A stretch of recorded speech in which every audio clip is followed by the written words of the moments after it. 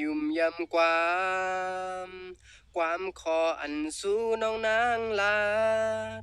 ได้อ่านหักใจเฮาต่อโจถึงวันไหนมา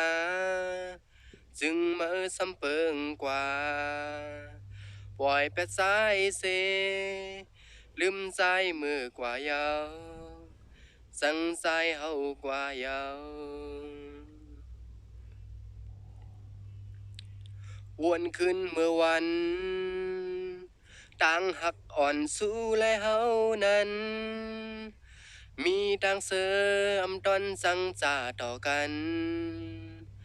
หักกันมันคืออำลืมวันหาสองอุบลัดความหักปันใจเฮาเสือเกี่ยวใจอำเลยเตอใจเฮ้สู้แลตั้งเฮาอำกึ่งกันฮือหมอกลัดมาแลให้ใจปอหูปอกใจอำตอนมุงมองวันเมื่อได้จังกว่าหมอกละใจว่าน้องอำกึ่งทึกใจ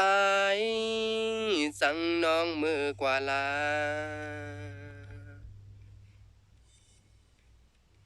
ต่างเสือใจเต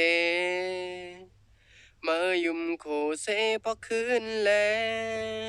ลองต่างทุกซ้ำใจเตหับขำเอาจมเสือไหลน้องใจเฮาหูโตอยู่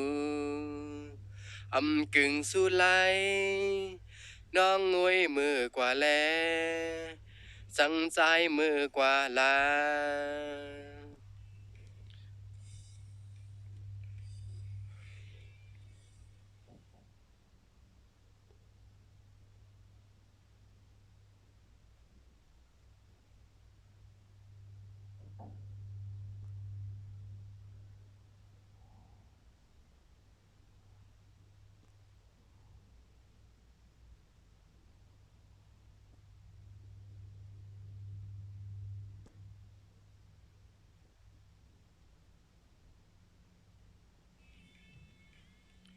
วนขึ้นเมื่อวัน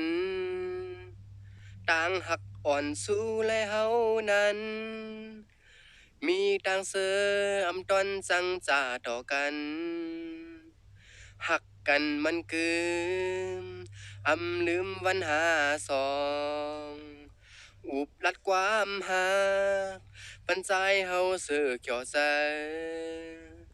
อำไลตุกใจ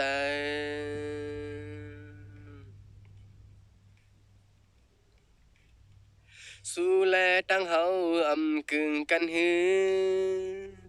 หมอกลัดมาแลให้สายปอหูป่องใจอำตอนมุงมองวันเมื่อได้จังกว่าหมอกลัดใจว่าน้องอำกึ่งทึกสายจังน้องมือกว่าลาหมอกละใจว่าใจอำกึ่งทึกนางลืมน้องมือกว่าลา